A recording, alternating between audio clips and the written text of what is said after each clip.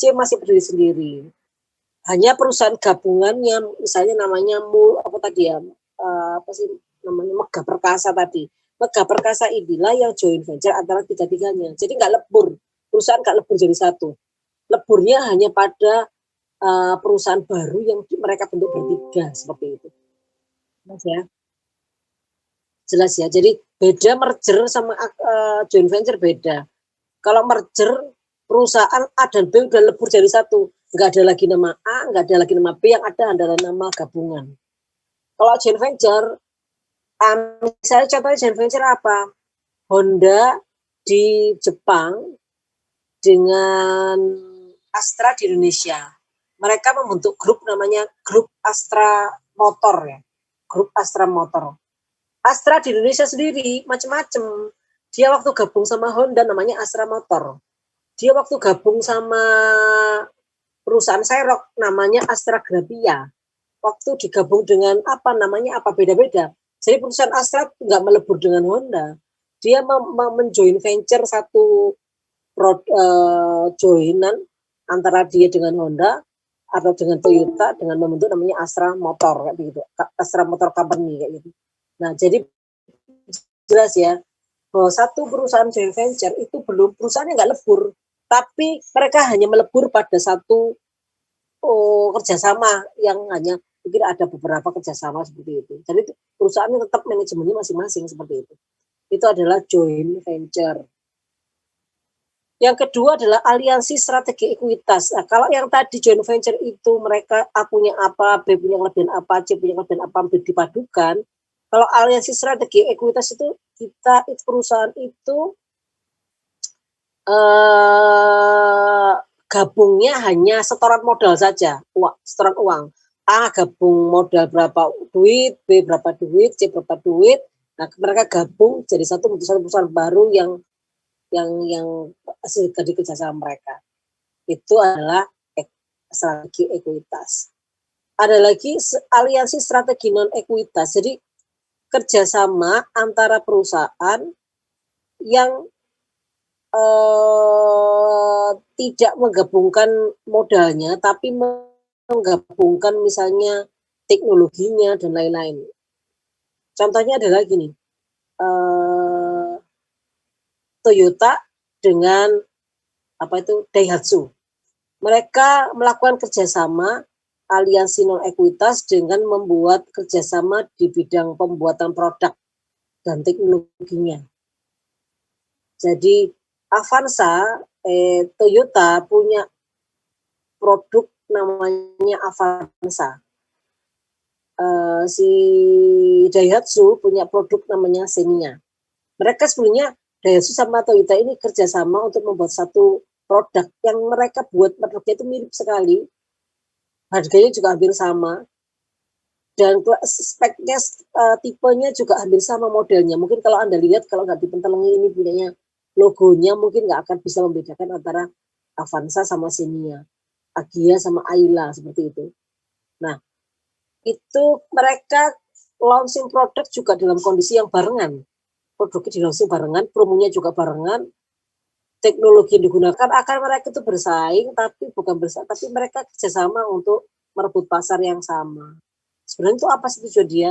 Supaya memperkuat pasar aja, memperkuat pasar supaya orang akhirnya dengan dua merek tapi beda produknya sama, itu kan orang akhirnya di jalan akhirnya bisa menguasai pasar seperti itu. Tujuannya seperti itu. Itu aliansi strategi non ekuitas. Nah, ada lagi ini macam-macam ya.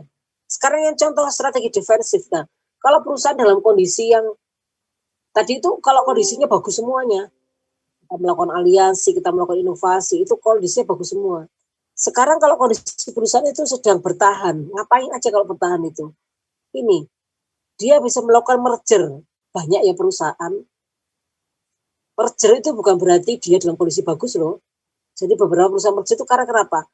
Yang tadinya itu lemah, kalau berdiri sendiri lemah, dia gabung jadi satu, untuk tujuan apa? Tujuan dia menjadi lebih kuat. Banyak yang dilakukan ya.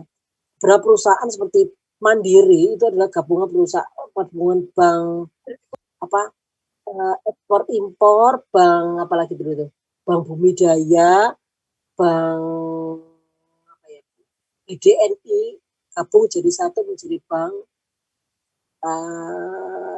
Mandiri. Beberapa perusahaan yang kecil-kecil di-merger sehingga menjadi satu perusahaan. Nah, kayak Pelindo sekarang juga melakukan merger, Pelindo 1, Pelindo 2, Pelindo 3 kalau nggak salah ya. Merger jadi satu perusahaan ya Pelindo gitu aja.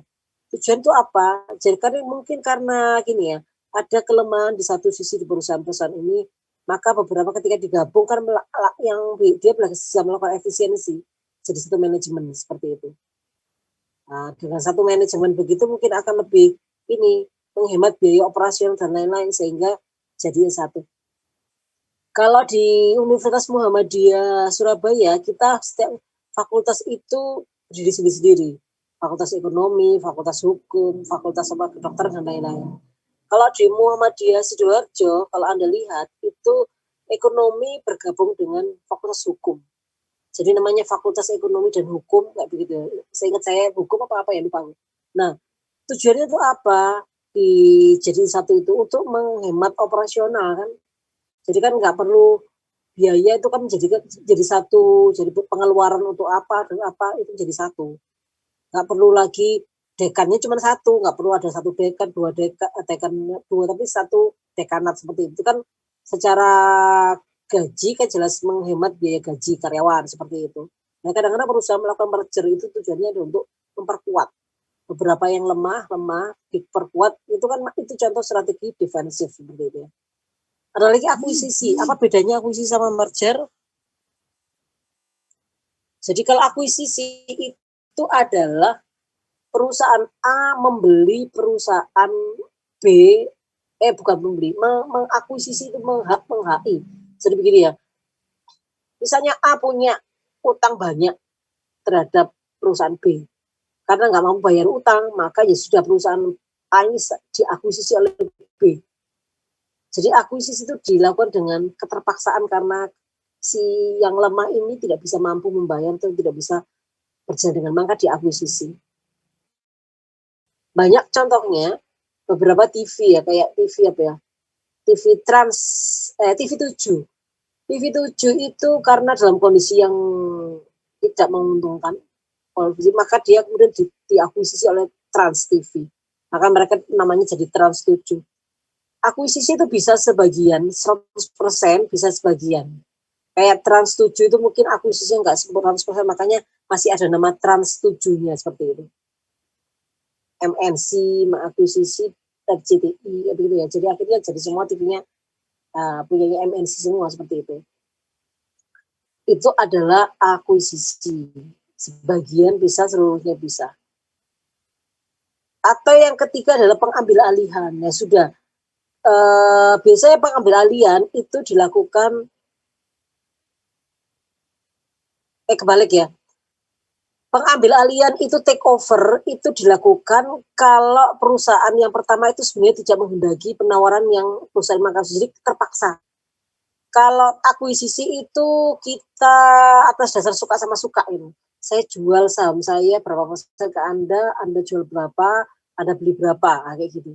Tapi kalau take over itu terpaksa karena nggak bisa bayar utang, udah perusahaan itu tak caplok gitu aja, dicaplok di take over.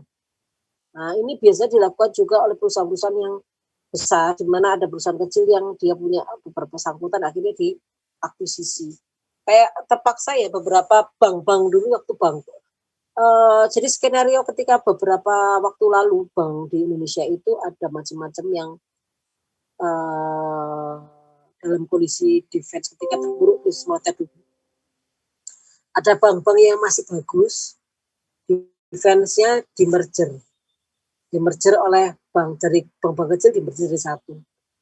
Ada bank yang tidak terlalu bagus diakuisisi oleh bank lain.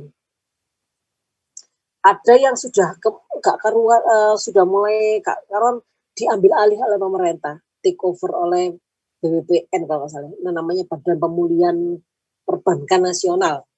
Nah, diambil alih di take over seperti itu. Kalau sudah gak karuan lagi ya sudah dilikuidasi, dibubarkan tuh kalau sudah nggak tertolong lagi. Jadi strategi defensif itu lebih ke arah pada mempertahankan, menolong supaya kondisi nggak tambah buruk gitu, seperti itu. Terus ini kalau yang ini contoh strategi yang kita ini dalam kondisi bagus. Perusahaan itu lagi kondisinya bagus sekali. Integrasi itu kita membeli perusahaan lain. Nah, ada dua macam integrasi horizontal. Itu yang kita beli adalah perusahaan pesaing kita yang sama. Jadi misalnya Jawa Pos membeli Memorandum, Kompas membeli Surya. Tujuannya itu apa? Biasanya itu memperkuat pasar. Indomie membeli Supermi dan membeli Sarimi. Tujuannya adalah untuk memperkuat pasar supaya ini. Jadi kalau perusahaan sedang kondisinya bagus sekali ya dia bisa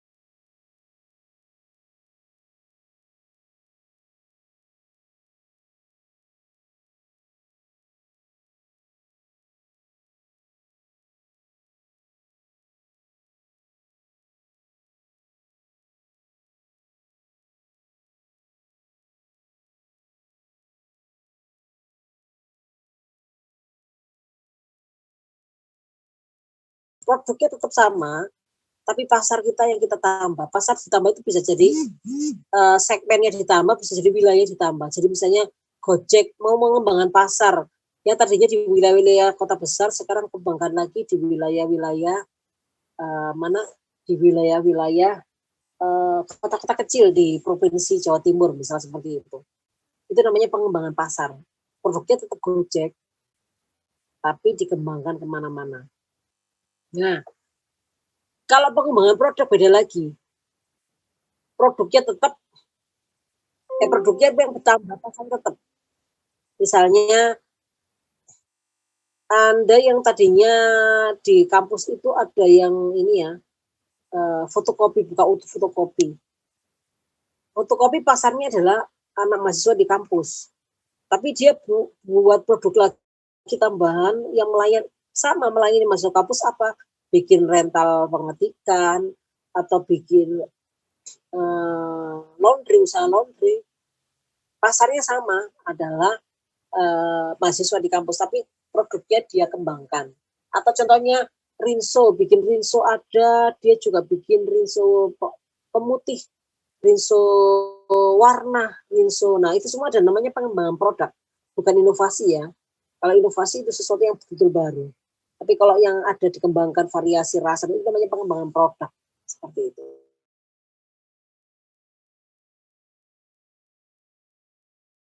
Nah, ini. Kalau perusahaan sedang kondisinya tidak menguntungkan, ya, tidak menguntungkan, maka perusahaan bisa memilih beberapa strategi berikut. Jadi yang penciutan tadi ya.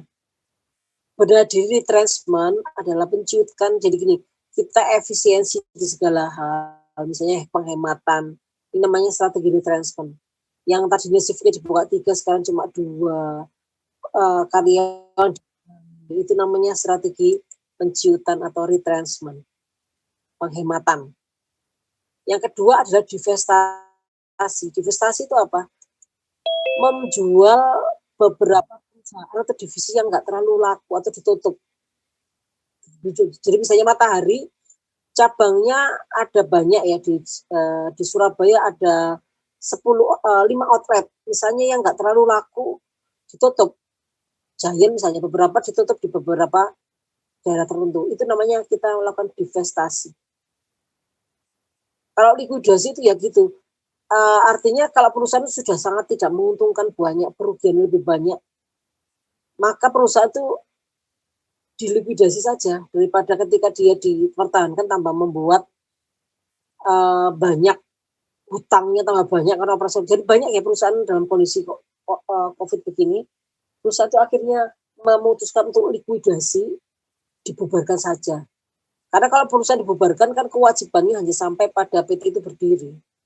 Nah, kalau yang punya tadi pengen buka usaha lain, dia buka perusahaan baru. Kadang-kadang perusahaan di Jakarta banyak melakukan itu. Tutupi KP perusahaannya, terus dia membuka lembaran baru kayak begitu. Daripada perusahaan itu tambah bobrok, utangnya tambah banyak, dia harus menanggung kerugian yang banyak. Nah, ketika dilikuidasi, dipilotkan terus dilikuidasi, kewajiban dia hanya sampai pada sebatas modal yang disetor untuk PT-PT seperti itu. Nah, itu banyak dilakukan orang ketika kondisi perusahaan sangat tidak menguntungkan. Nah, ini lagi, ini kalau kondisi perusahaan yang baik, dia bisa melakukan diversifikasi. Nah, ini kalau perusahaan sudah sangat mapan sekali, duitnya banyak ya, dalam kondisi peluangnya banyak, dia bisa melakukan diversifikasi.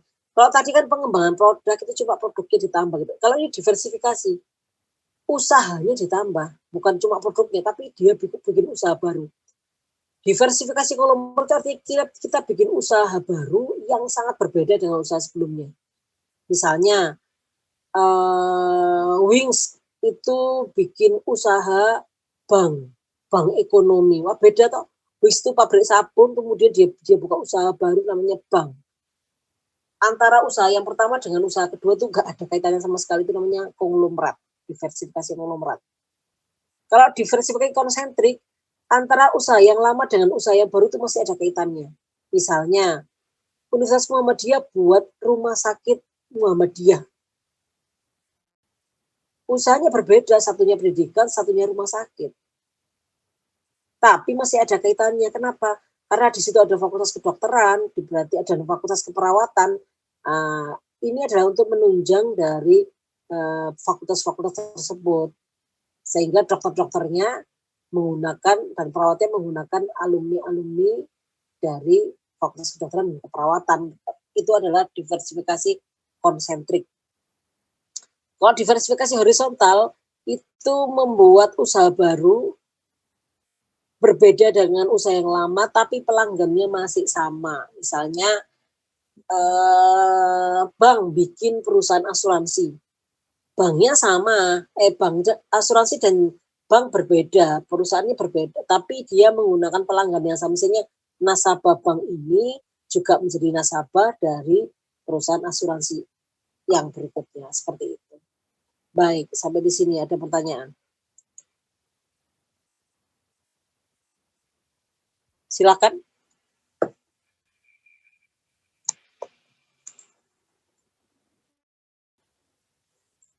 Silakan, ada pertanyaan.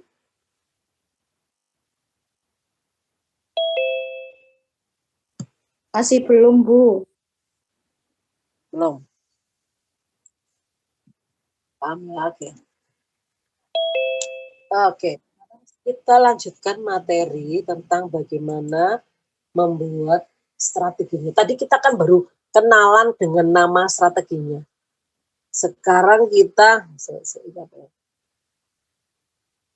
balik di materi yang kemarin. Nah, kemarin tentang penyusunan strategi, kita kan baru bahas EVFI ya. Sekarang kalau kita sudah kenal nama strateginya, sekarang kita akan membuat strateginya. Kita ibaratnya ini ngadon ya. Bahannya udah siap, sudah kenal nama-nama bahannya, sekarang kita adon, bikin adonannya kayak gitu. Bagaimana cara nyusun strategi? Ini yang kemarin kita bikin analisis SWOT ya.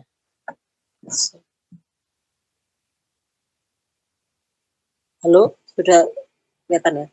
Sudah terlihat? Sudah terlihat, Bu. Oke. Ini bikin analisis SWOT. Kemudian minggu kemarin kita bikin EV dan bikin EVI. Begini.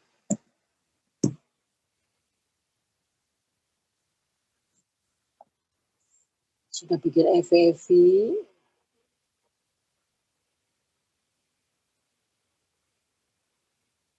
Nah, sekarang kalau bagaimana kita ini ya, iya FEV ya.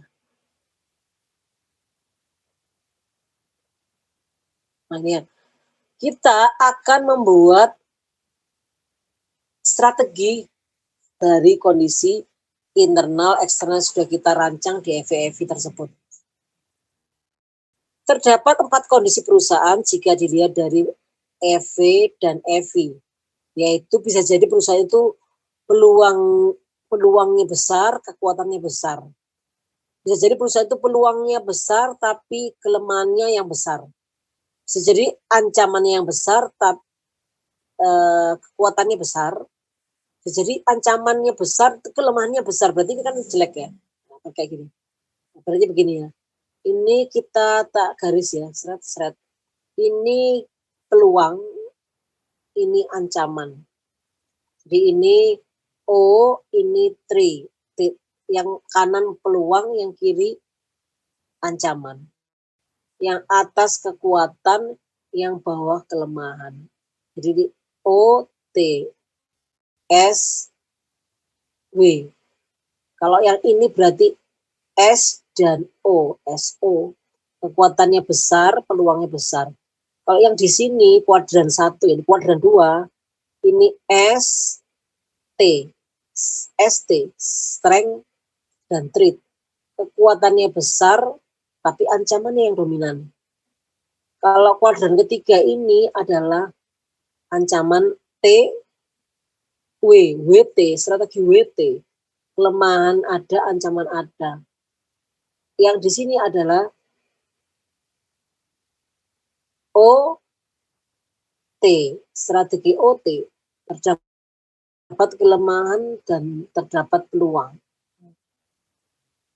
Kita bisa memilih strategi-strategi itu dengan menggunakan beberapa matriks. Kita akan menggambar beberapa cara. Saya akan hari ini saya akan mengajarkan 1-2 matriks dulu ya, sebelum yang lain-lain tambahannya. Memilih strategi korporasi, langkahnya adalah tahap input. Di tahap input dari hasil analisis SWOT tadi dan EV, jadi bahan dasarnya adonan ini kita perlu EV, perlu EV, perlu karakteristik industri dan key success factor yang akan kita gunakan untuk bahan membuat adonan strategi tadi ya, membuat strategi inputnya. Nah, bagaimana cara membuat adonannya, cara memasaknya gimana? Nah, kita buat namanya tahap pencocokan atau match. Kita buat matriks, ada macam-macam matriks, ada matriks SWOT, matriks PACE, matriks internal eksternal, matriks GE, General Electric, dan matriks pertumbuhan BCG. Saya akan pertemuan ini saya akan ajarkan 2 dulu, SWOT dan IE, yang ini nanti mungkin minggu depan akan saya berikan. Yang penting ini sebenarnya nggak harus semuanya dipakai, boleh salah satu. Ibaratnya kan Anda memasak, boleh pakai ini, boleh pilih salah satu cara masaknya. Sehingga nanti ketika udah matang masakannya, kita sajikan, dipilih, namanya tahap keputusan. Alternatif strategi. Jadi kalau dari tahap ini kita punya alternatif pilihan strategi yang nantinya akan kita pilih pakai namanya matriks QSPM. Seperti ini. Nah, sekarang kita buat, ini kan kemarin kita sudah semua ya, EV sudah punya, key success factor ada, karakteristik industri ada. Sekarang kita bikin, untuk memulai strategi kita pakai matriks yang pertama dulu. Tahap ini kita pakai yang matriks pertama dulu. Matriks SWOT. Nah, ini ya. Ini ya, matriks SWOT. Oke.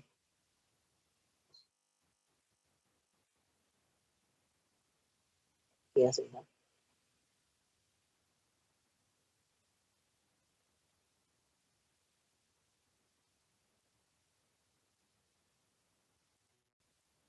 Sudah. Nah, ini. Dalam matriks SWOT nanti akan ada Anda akan menggambar matriks dari FEV-nya itu ada di kondisi yang mana. Ini ya, lihat ya.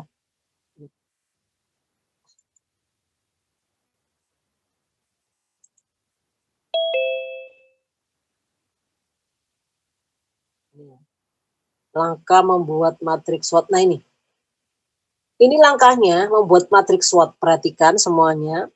Pertama kali gambar garis sumbu kayak gini, seret. Ini satu, gini.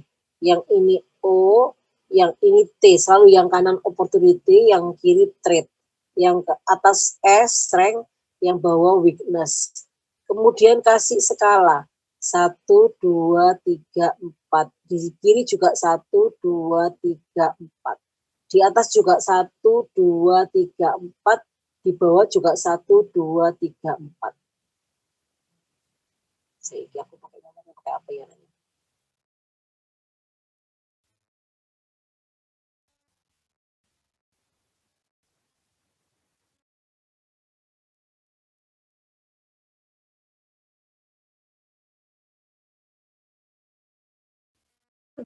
Kemudian tentukan nilai ancaman yang dihasilkan dari matriks EV.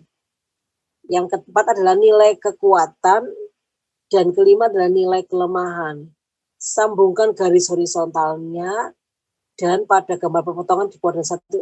Karena saya mau tanya, kemarin kita FEV-nya pakai perusahaan apa ya kemarin?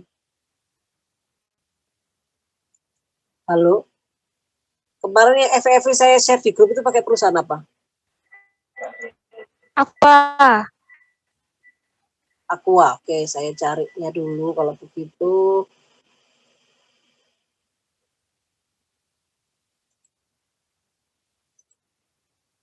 Aqua. Oke, Aqua.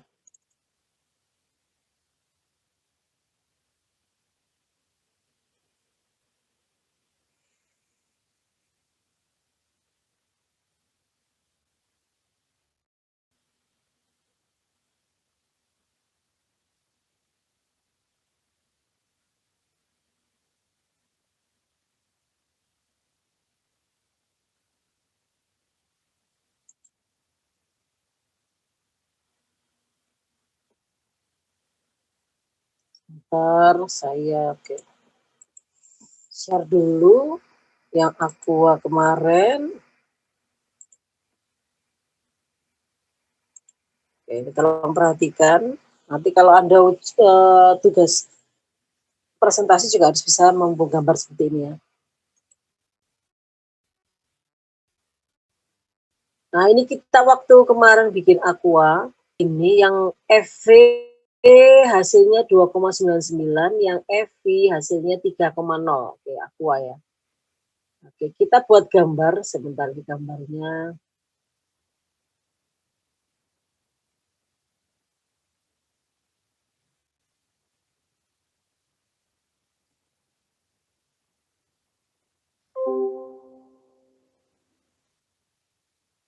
Juga gak enak ya, sebentar. Taruh di sheet 2 ya, sheet 2 gambar. Gambar ya. Saya buat di sheet 2, saya tak kotak dulu. Gambarnya tak kotak dulu.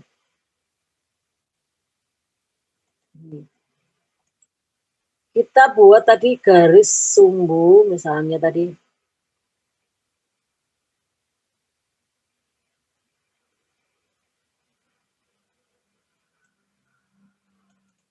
Nah, C1,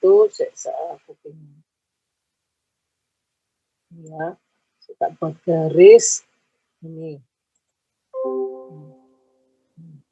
Terus ini tak buat garis begini.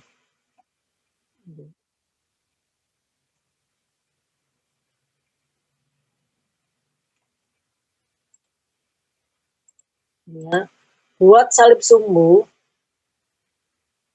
Nah, ini adalah opportunity. Yang ini adalah threat, ancaman. Yang ini adalah strength, kekuatan. Yang ini adalah W, kelemahan. Kita buat 4 gini ya, 1, ini 1, ini 2,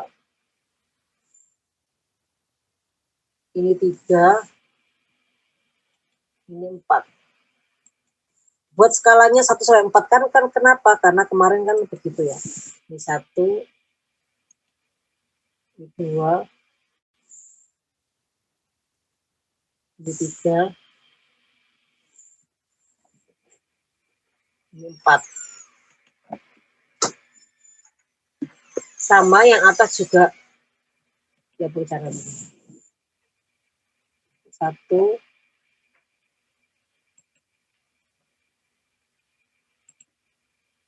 ini 1, 2, 3, 4. Ya, ini kiri gini biar bagus. Nah gini ya. Sudah betul ya ini. Oh, jaraknya ini kurang ke sini. 3, 4-nya kurang.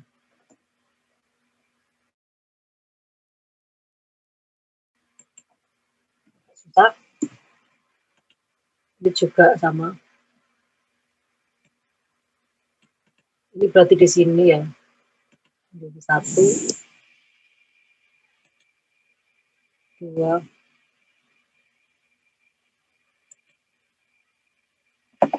banyak kan ya, ini 2, ini 3, ini 4. Ini sampai di sini paham? Sampai sini bisa dibaca. Jadi bikin garis salib sumbu begini. Ini 1, 2, 3, 4, 1, 2, 3, 4. Ini juga 1, 2, 3, 4, 1, 2, 3, 4. Sekarang kita lihat di matriks EV-nya Aqua. Ini yang tadi ya, di sheet 2. Kita lihat nilainya peluang aja berapa, nilainya ancaman berapa. Ini yang nilainya, nilai. Yang peluang-peluang saja berarti yang mana nih? Peluang, berarti yang mana peluang? Ini kan peluangnya. 1 ditambah yang peluang aja ini, 2 ditambah peluang, kakak ini sorry, halo. Yang peluang tok sama dengan ini yang peluang ditambah dengan yang ini ditambah dengan ini ancaman. Ini peluang ditambah dengan ini ancaman. Ini peluang. Oke, sama dengan dia 2,13. Ini opportunity. Berapa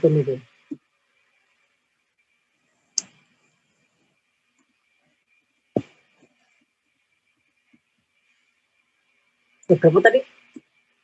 2,13. Sekarang trade ancamannya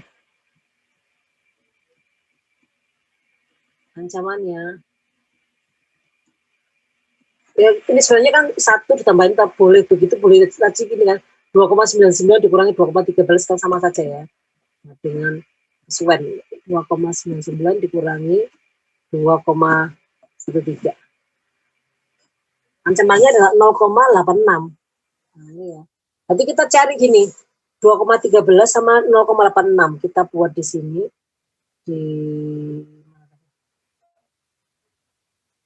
O-nya 2,13, ancamannya 0,86. Itu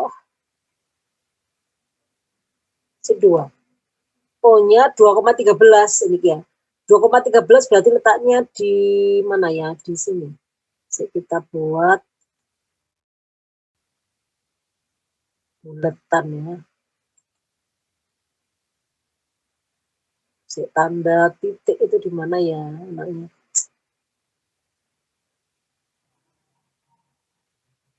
Nah, jadi 2,13 berarti kan ini 1, ini 2. Opportunity ingat di kanan kan opportunity ada di 2,13 di sini lah Bu kira-kira. Oh, geden. Ini kalau gambar pakai tangan enak ya, gambar pakai komputer ini lembar ruwet.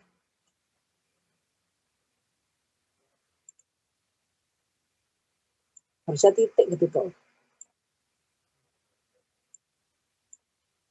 Oke, 2,13 beginilah kira-kira. Satunya 0,86.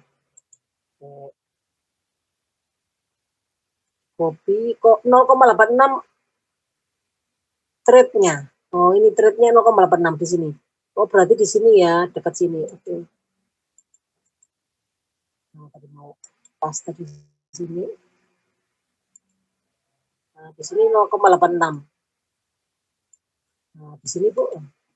Ini skalanya harus sama. 1, 2, 3 skalanya harus sama. Sekarang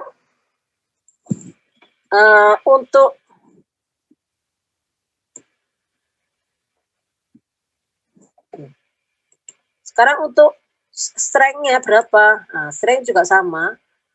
Ini ya. Ini kita cari yang strength.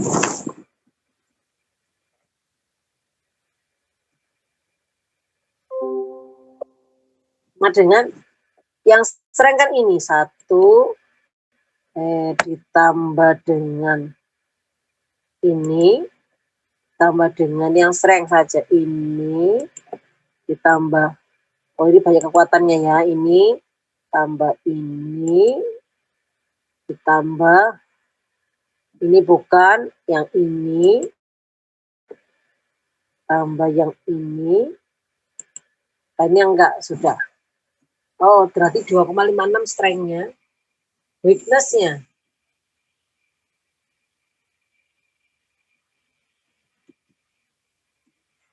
ini weakness-nya ya 3 dikurangi 2,56. 3 dikurangi 2,56. Oh sorry, kasih oh berarti kekuatannya 2,56, kelemahannya 0,44. 2,5 sama 0,44. Kita kasih 2 lagi. Strength-nya 2,56, saya taruh di sini, saya copy lagi. 2,56 berarti di sini.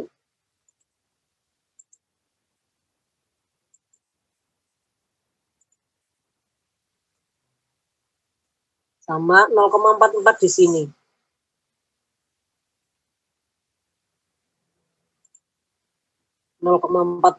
setengah. Ini ya. Disinilah letaknya 0,44. Sampai di sini jelas? Jelas. Halo? Jelas Ibu. Betul ya. Sekarang kita akan buat garis yang memangkas ini dipangkas di garis. Mana nih ya? Ya apa gini garisnya? Oh, sampai bingung cara nggambar. Ini nih. Oke. Ini kita pangkas. Nah,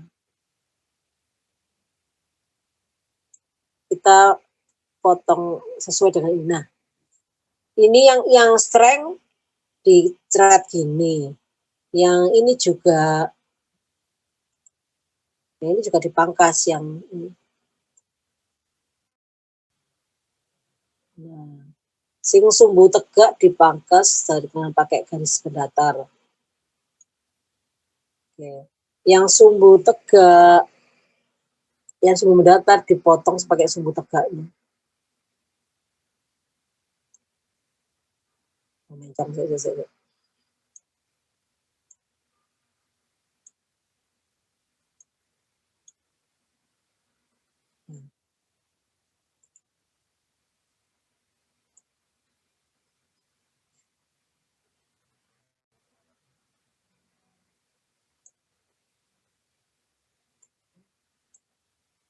Sudah? Jadi sudah terpotong semua ya, jelas? Lantas kita buat garis diagonal. Diagonal di antara sini. Garis diagonal. Ini. ujung-ujungnya juga bergaris diagonal. Ini juga bergaris diagonal. Udah ketemu. Ini adalah kuadran 1. Ini ya. Ini adalah kuadran 2. Ini namanya kuadran 3. Ini namanya kuadran 4.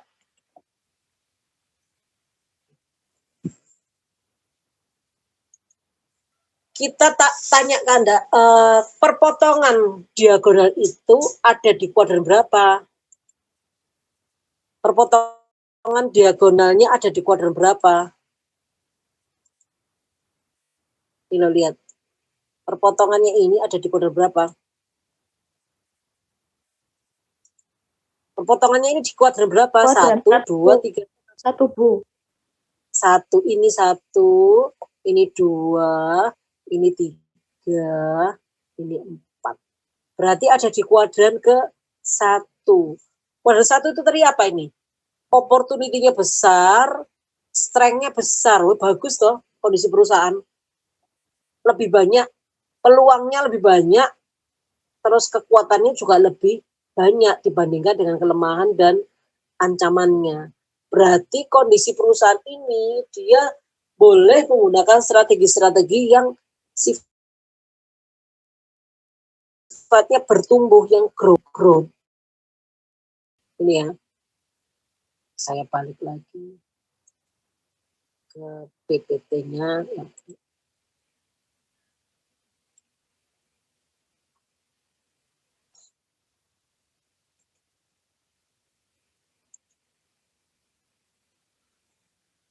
Nah ini ya.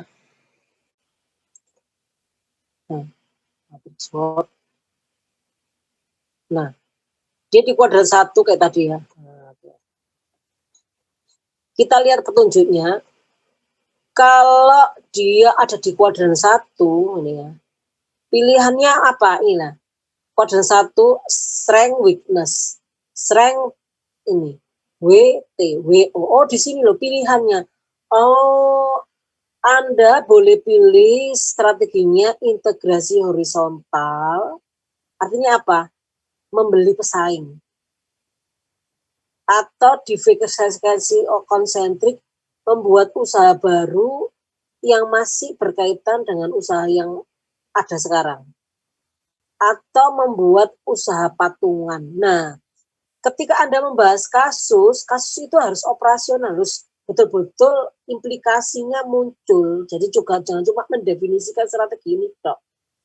Jadi karena integrasi horizontal, berarti sarannya, alternatifnya perusahaan Aqua ini mau mengakuisisi pesaing siapa ya kira-kira yang akan dibeli oleh Aqua menurut Anda? Saat ini yang cocok untuk Aqua membeli perusahaannya perusahaan apa ya? Halo? Pesaingnya Aqua siapa sih? Le Mineral, bisa. Mineral, terus itu Bu. Mineral, Cleo. Cleo. Le Mineral. Nah, Anda, ini kan kita merancang ya. Menurut Anda, mana yang lebih menarik untuk diakuisisi oleh Aqua? Le Mineral atau air santri kayak gitu tadi, atau air apa tadi, Cleo dan lain-lain. Mana yang kira-kira menarik untuk dibeli? Fit Bu. Tentunya membeli itu yang mereka mau kita beli kan, nggak mungkin kita maksa beli. Yang mereka juga mau kita beli dan menguntungkan buat kita. Gimana Mbak Rudiana? Air mineral fit. Air apa Mbak? Fit Bu. Fit. Fit. Kenapa fit yang dibeli? Alasannya?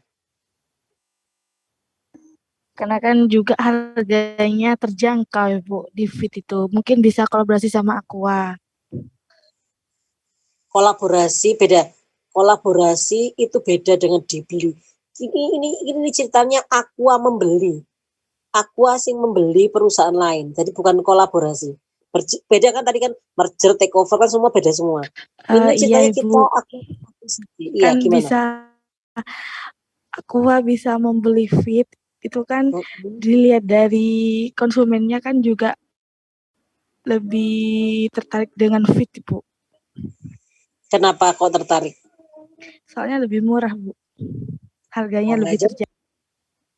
Oke, boleh saja. Jadi gini, alasannya gini, produk Aqua kan memang produk yang disegmenkan untuk kelas atas ya, lebih di atas karena harganya mahal dan kualitasnya bagus. Tapi tidak menutup kemungkinan untuk segmen pasar yang bawah tertentu itu mereka lebih memilih orang, terutama orang yang sensitif terhadap harga. Bisa jadi dia juga perlu, tapi juga mereka perlu diraih juga. Jadi kalau Aqua mau misalnya saya pengen menguasai pasar semua air minum, tak kuasai semuanya, ya dibeli aja perusahaan-perusahaan kecil itu. Untuk kenapa? Ya namanya nggak akan berubah jadi Aqua gitu, enggak, tapi tetap namanya tetap fit, tapi perusahaannya yang kita beli. Itu namanya kita melakukan akuisisi horizontal. Tujuannya biasanya untuk supaya memperluas pasar, supaya pasar kita nggak hanya segmen atas tapi juga segmen bawah dan lain-lain. Atau Anda juga boleh memilih membeli santri. Nah, karena selama ini kan Aqua tidak terfokus pada minuman-minuman itu, tapi kita pengen juga merambah beberapa tempat-tempat pengajian dan sebagainya, dibeli aja santri sekalian. Boleh kalau gitu. Jadi ada beberapa alasan, yang penting nanti ketika Anda sarankan, alasan itu rasional, alasan itu dibuat itu logis. Jadi ketika Anda beli ini itu alasannya logis, seperti itu. Boleh ya. Itu alternatif satu. Yang kedua, diversifikasi konsentrik. Diversifikasi konsentrik itu berarti perusahaan membuat usaha baru yang hampir yang ada kaitannya dengan usaha lamanya. Kira-kira apa ya? Bikin bukan produk ya, tapi usaha baru. Aqua mau bikin usaha baru. Kalau tadi kan membeli perusahaan. Jadi kalau posisi di sini posisi yang paling get ya, yang paling agresif karena peluangnya banyak, ancamannya banyak. Kira-kira apa? Dia mau membeli perusahaan apa? Kita lihat. Diversifikasi konsentrik, bukan membeli, sorry. Aku mau bikin usaha apa ya yang menunjang kegiatannya tapi masih ada kaitannya dengan bisnis core-nya adalah minuman. Kira-kira bikin apa ya? Teh, Bu. Bikin teh,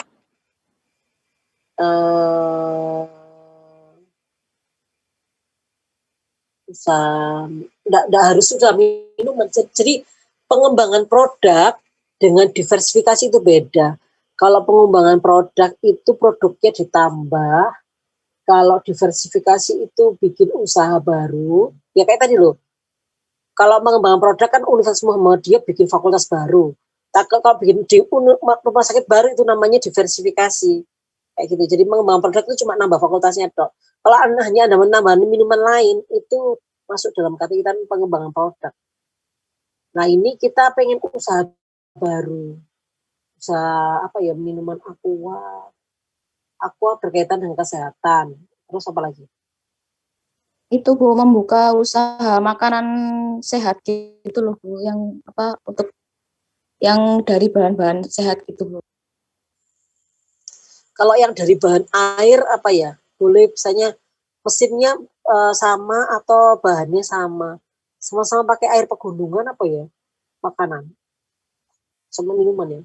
Usaha makanan sehat boleh lah. Jadi boleh kita bikin ini. Karena mungkin ini ya, lokasi sumber airnya itu adalah di pegunungan, yang dimana pegunungan itu butuh sumber air. Sumber air itu dapat bagus kalau di sana ada hutan-hutan yang melindungi supaya air resapannya bagus.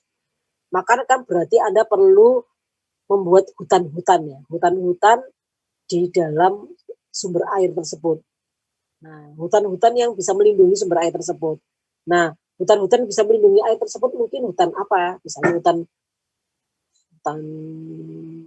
pinus atau hutan apa? Nah, mungkin Anda bisa bikin tempat wisata pegunungan, buka. Itu kan juga sebuah hal yang tempat wisata edukasi tentang air bersih. Jadi Anda bikin usaha wisata edukasi untuk air bersih, seperti itu ya. Sumber air, kayak gitu. Atau bikin apa ya, di pegunungan itu ya wisata, warna wisata seperti itu misalnya. Nah, kayak begitu itu bisa jadi alternatif strategi. Jadi tempat lokasi Anda untuk itu selain Anda tidak hanya untuk mengambil air, tapi Anda juga bisa dipakai sebagai wisata edukasi atau wisata warna wisata seperti itu. Itu kan keren ya. Satu usaha yang mungkin akan mendukung dengan kegiatan bisnis Anda yang awalnya. Yang alternatif ketiga adalah usaha patungan. Usaha patungan joint venture. Kira-kira Anda tawarkan Aqua ini mau usaha patungan dengan siapa? Joint venture dengan siapa, perusahaan apa? Le Mineral Mau bisa, bikin Bu. Kenapa? Kenapa? Kalau sesama produknya gitu bisa ya, Bu ya. Boleh, tapi tidak harus sesama. Joint venture itu nggak harus sesama produknya. Nggak harus. Misalnya Anda punya usaha, misalnya saya mau bikin ini, tapi saya akan gandeng ini. Misalnya.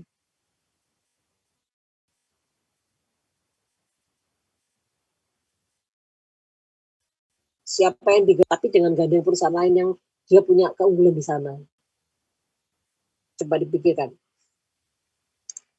Bikin misalnya tadi ya mungkin tadi katanya bikin apa tadi Anda sarankan bikin makanan-makanan kesehatan. Nah, sebenarnya kan dia core bisnisnya bukan bikin makanan, belum karena dia punya tenaga untuk pintar bikin makanan. Nah, Anda bisa menggandeng apa ya, bikin makanan sehat, usaha makanan sehat. Terus dia mau gandeng siapa kira-kira? Mau join sama siapa? Lemonilo, Bu. Lemonilo. Berarti bikin mie instan boleh, perusahaannya Lemonilo, boleh apa tuh yang makan tuh Indofood, boleh sama Indofood, boleh sama siapa, dia gandeng untuk bikin produk makanan sehat atau cemilan sehat seperti itu. Jadi joint venture-nya ada manfaatnya. Aqua punya menyumbang apa misalnya tadi itu makanan sehatnya misalnya dari sayur-sayuran seperti itu ya, yang di pegunungan itu.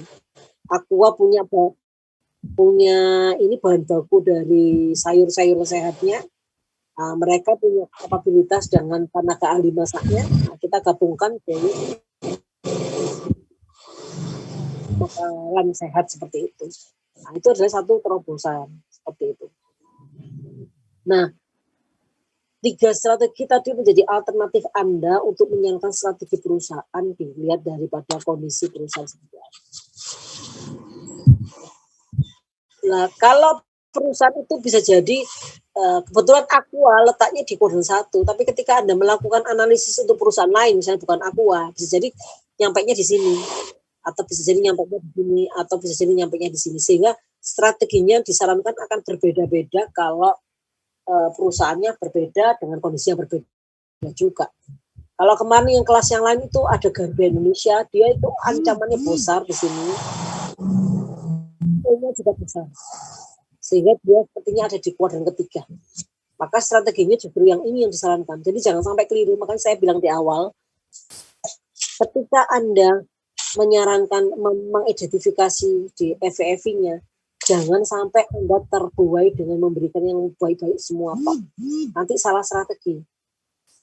Sehingga yang tadinya sarannya ini malah jadinya sarannya ke sini, kayak bunuh diri. Disuruh integrasi horizontal, diversifikasi konsentrik kan parah kondisinya, dengan sedang parah sekarang. Mungkin yang cocok adalah jadi tergantung Anda bagaimana ketajaman Anda menganalisis, sehingga strategi yang disarankan akan berbeda kalau Anda lebih tajam. Sampai di sini ada pertanyaan?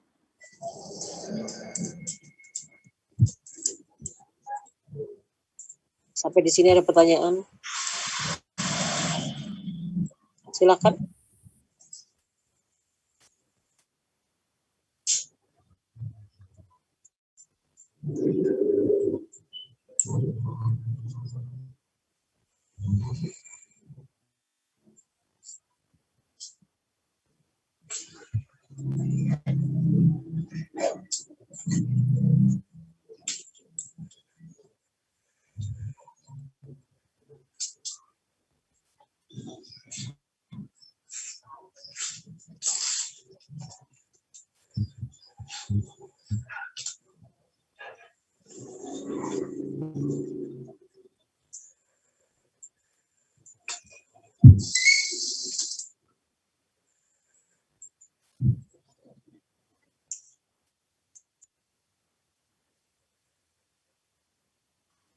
Bu, saya ingin bertanya.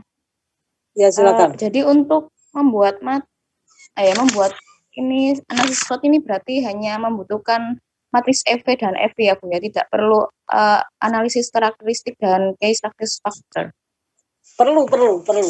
Ini kita baru ini kita baru satu matriks aja. Perlu. Jadi key success factor dan analisis karakteristik industri itu juga perlu dilakukan untuk mengetahui strategi mana yang paling cocok untuk menentukan strategi-strategi tersebut. Ini hanya salah satu cara saja.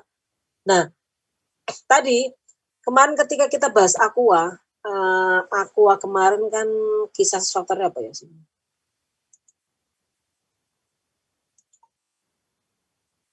Oh, saya salah.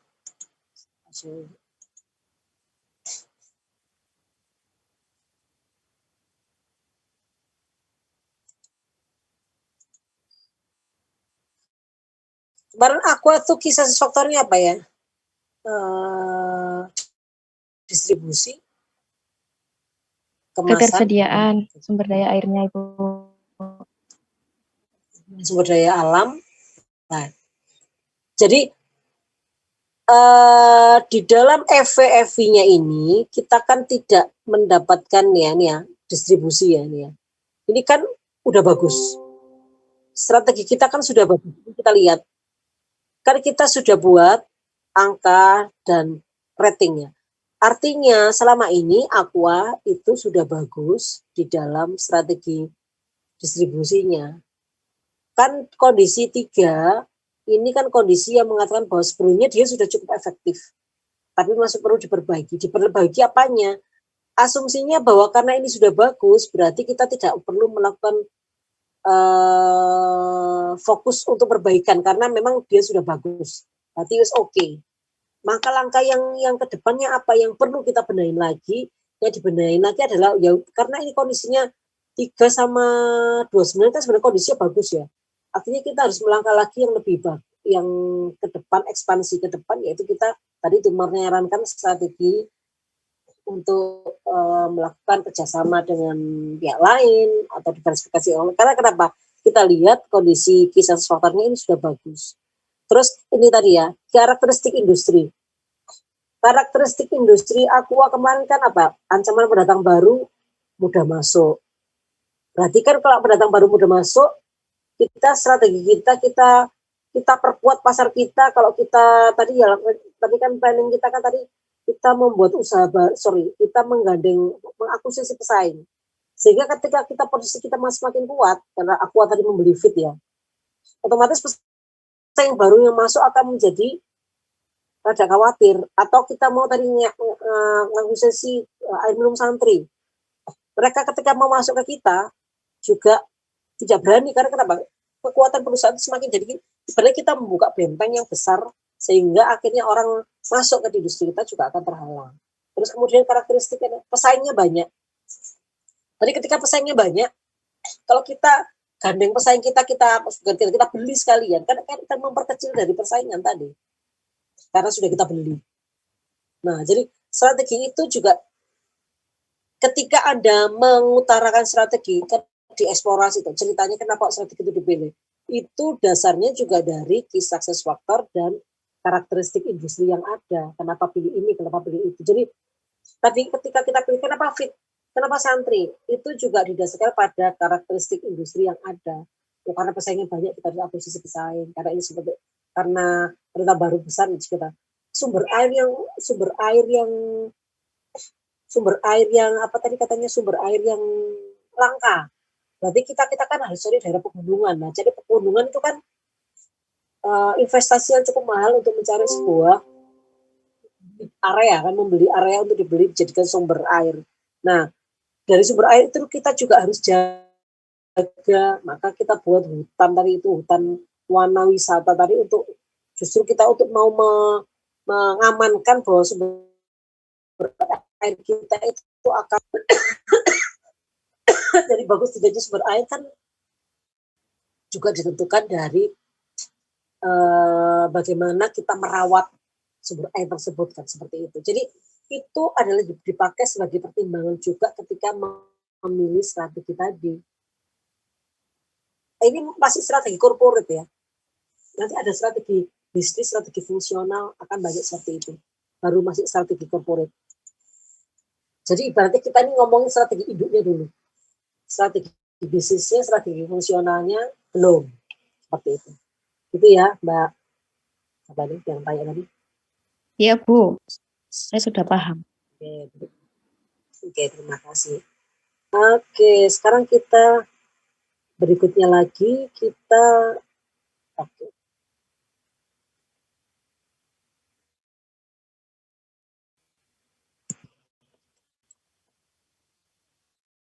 saya terangkan 2 saja dulu supaya Anda paham. Nah, tadi strategi itu bikin matriks itu macam-macam ya. Tadi pakai analisis SWOT, pakai matriks SWOT, ada lagi namanya matriks internal eksternal. Saya terangkan yang kedua aja dulu. IE. Matriks IE